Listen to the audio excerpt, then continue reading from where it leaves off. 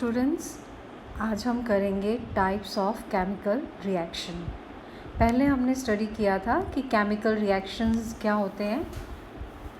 हर chemical reaction में कुछ reactants होते हैं जो प्रोडक्ट में कन्वर्ट हो रहे होते हैं। इस प्रोसेस में रिएक्टेंट्स के बीच में जो पुराने बॉन्ड्स हैं वो ब्रेक होते हैं और नए बॉन्ड्स जब फॉर्म होते हैं तो प्रोडक्ट्स बन जाते हैं।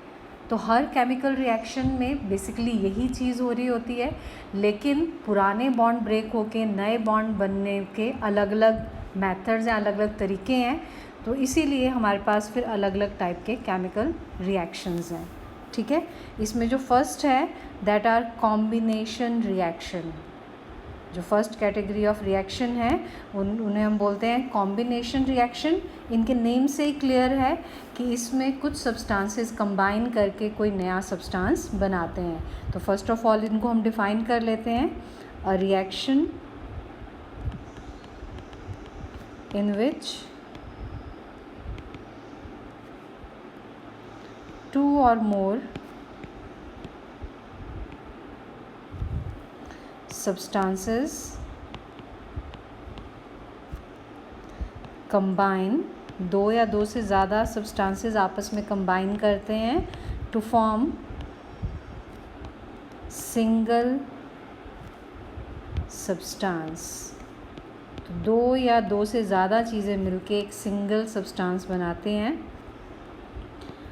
उन्हें हम बोलते हैं आर कॉल्ड कॉम्बिनेशन रिएक्शन।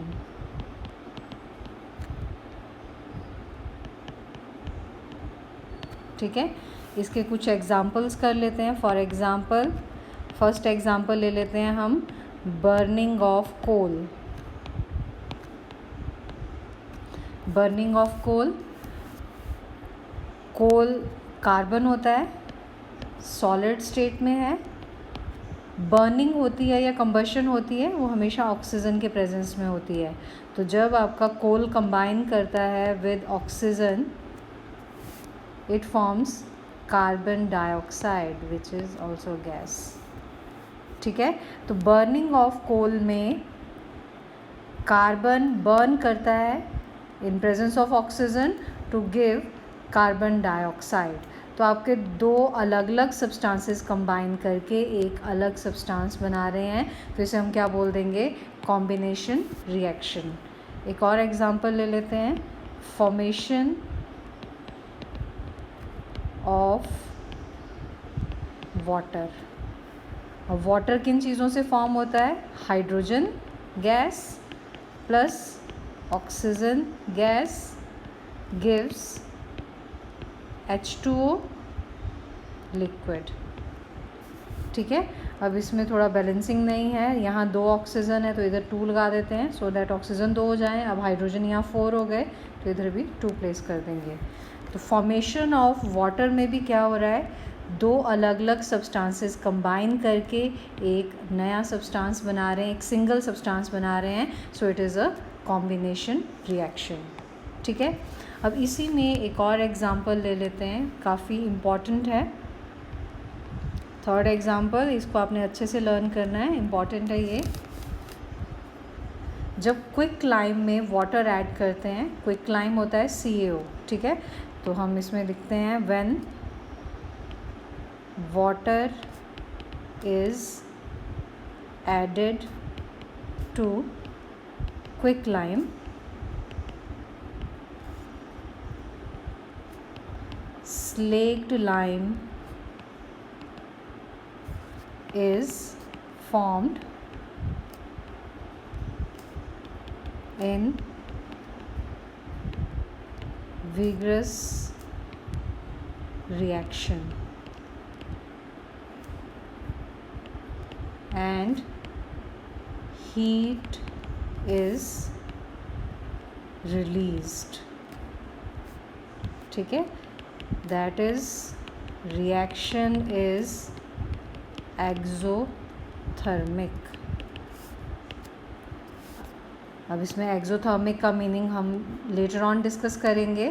तो जो थर्ड एग्जांपल है वो क्या है, अगर हम क्विक लाइम में वाटर ऐड करते हैं, ठीक है, तो बहुत विगरस रिएक्शन होता है, बहुत तेज़ रिएक्शन होता है और फॉर्म होता है slack lime. It is an example of combination reaction. इसका रिएक्शन लिखते हैं। क्विक लाइम का फॉर्मूला होता है CaO, कैल्शियम ऑक्साइड, इसे हम क्या बोलते हैं, क्विक लाइम। ठीक है, इसमें जब वाटर ऐड करते हैं, अब क्विक लाइम सॉलिड स्टेट में होता है, चूना जिसे आप बोलते हैं, वाटर आपको पता है लिक्विड स्टेट में होता है। जब ये कंबाइन करते हैं it will form calcium hydroxide, CaOH whole twice. It is again in solid state और इसको हम बोलते हैं स्लेक्ड लाइम। ठीक है, तो ये भी आपका क्या हो गया, combination reaction. Quick lime, calcium oxide, जब उसमें वाटर ऐड करते हैं तो ये दोनों जो सब्सटेंसेस हैं वो कंबाइन होकर एक नया सब्सटेंस बनाते हैं, कैल्शियम हाइड्रोक्साइड, जिसे हम बोलते हैं slack lime. So it is a combination reaction. ठीक है, अब ये जो रिएक्शन है इसकी इम्पॉर्टेंस क्या है, इसमें एक नोट हम ऐड कर देते हैं कि ये जो स्लेक्ड लाइम है इसको यूज़ करते हैं फॉर वाइट वॉशिंग। ठीक है, स्लेक लाइम को काय के लिए यूज़ करते हैं, वाइट वॉशिंग के लिए यूज़ करते हैं। इसमें लिखते हैं हम slack lime is used for white washing walls, दीवारों पे वाइट वॉशिंग करते हैं। When solution of slaked lime is applied on walls, it combines with carbon dioxide present in air to form thin white layer of calcium carbonate.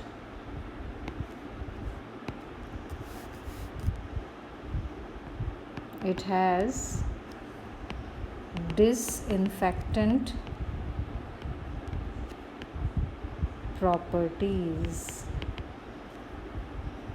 ठीक है, अब इसको reaction form में लिख के फिर एक्सप्लेन करेंगे। अब स्लेक लाइम क्या होता है, CaOH whole twice.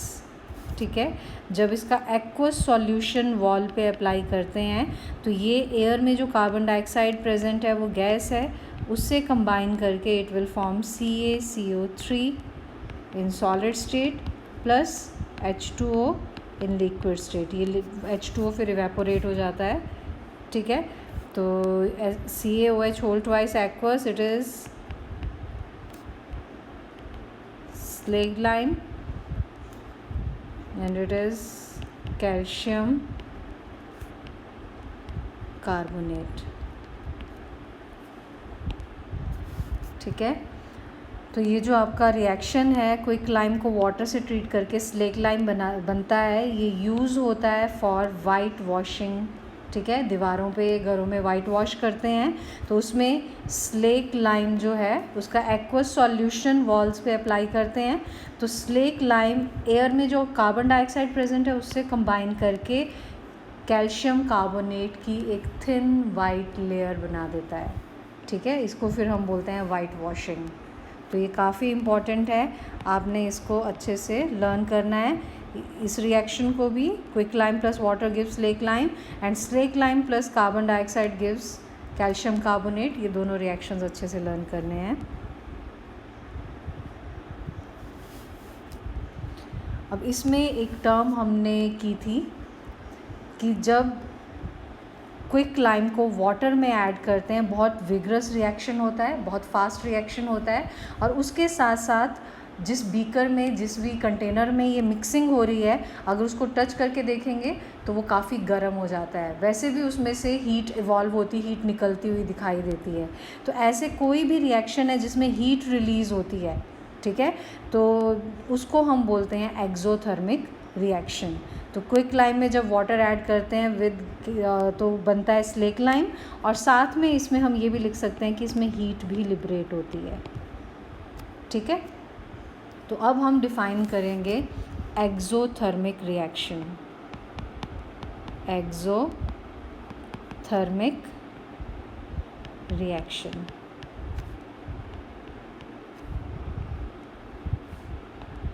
a reaction in which heat is evolved is called exothermic reaction। ठीक है, कोई भी रिएक्शन है जिसमें हीट इवॉल्व हो रही है, हीट इज़ इवॉल्व्ड, हीट निकल रही है, तो उसको हम क्या बोल देते हैं, एक्सोथर्मिक रिएक्शन। ठीक है, हीट रिलीज़ होती है इनमें। आप इसमें ये याद रख सकते हो एक्सो एग्जिट, एग्जिट मतलब जाना निकलना। ठीक है ना, तो एक्सोथर्मिक मीन्स जिसमें हीट बाहर निकल रही है, हीट इज़ इवॉल्व्ड। अब इसके एग्जांपल्स कर लेते हैं। For example, burning of natural gas.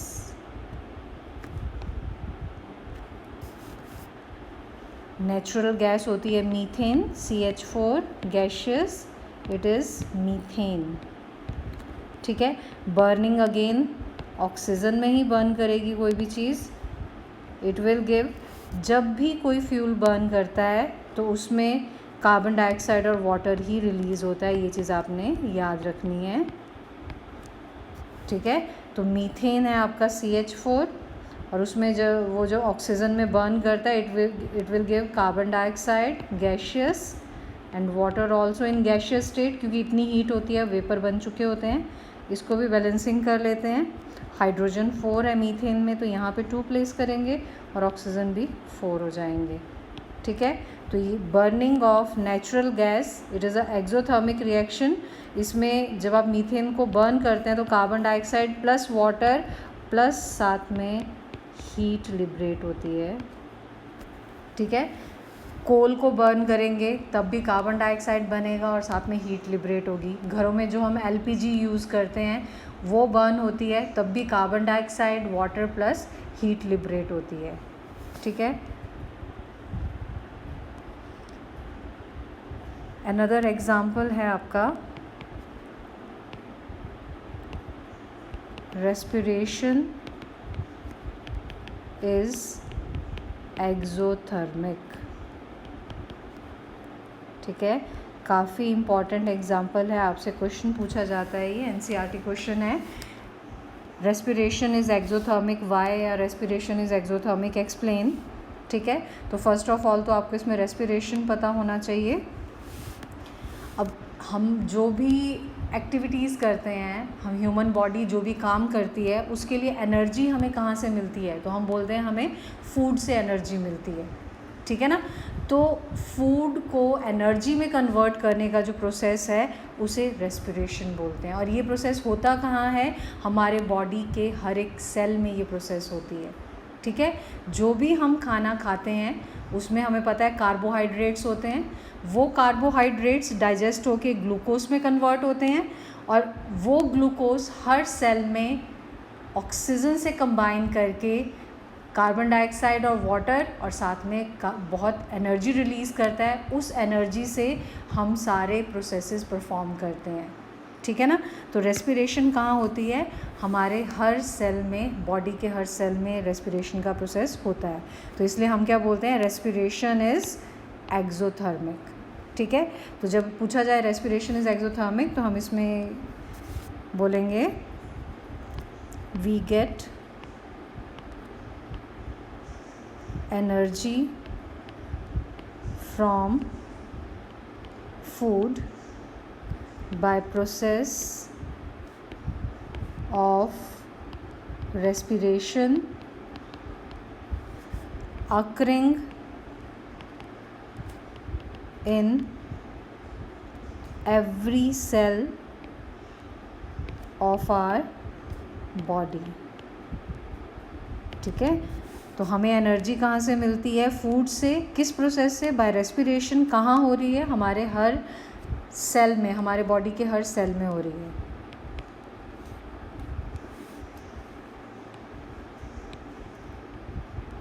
इसको थोड़ा सा और एक्सप्लेन करते हैं. Carbohydrates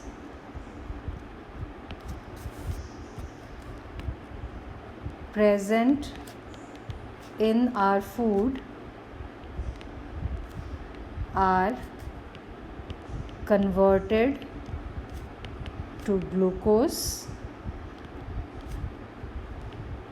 during digestion.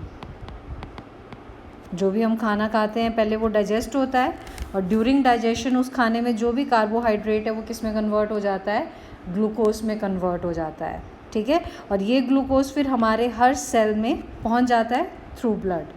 ठीक है, during respiration glucose combines with oxygen. Oxygen जो हम ब्रीथ करते हैं लंग से ब्लड में जाती है और ब्लड से हमारे हर सेल में. Combines with oxygen and releases energy. Hence respiration is exothermic. ठीक है, इसके लिए हम रिएक्शन लिख सकते हैं. ग्लूकोज का फार्मूला होता है C6H12O6. It is glucose. ठीक है, एक्वस.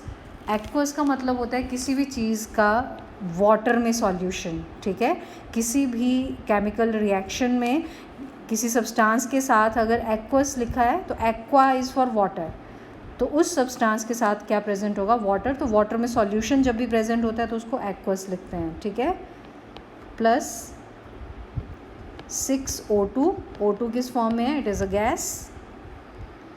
क्या बनेगा? कार्बन डाइऑक्साइड जो हम एक्सेल करके छोड़ देते हैं, प्लस वाटर लिक्विड स्टेट में, प्लस एनर्जी जिससे हम अलग अलग प्रोसेसेस परफॉर्म करते हैं. इस इक्वेशन को भी बैलेंसिंग कर देंगे तो यहाँ पे 6 आ जाएगा. ठीक है, तो ये काफ़ी इम्पॉर्टेंट क्वेश्चन है. Respiration is exothermic.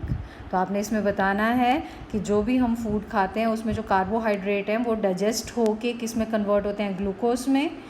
ग्लूकोज हमारे हर सेल तक थ्रू ब्लड पहुंचता है और हर सेल के अंदर वो ऑक्सीजन से कंबाइन करके एनर्जी रिलीज़ करता है. ठीक है, और साथ में क्या रिलीज़ होता है? Carbon dioxide and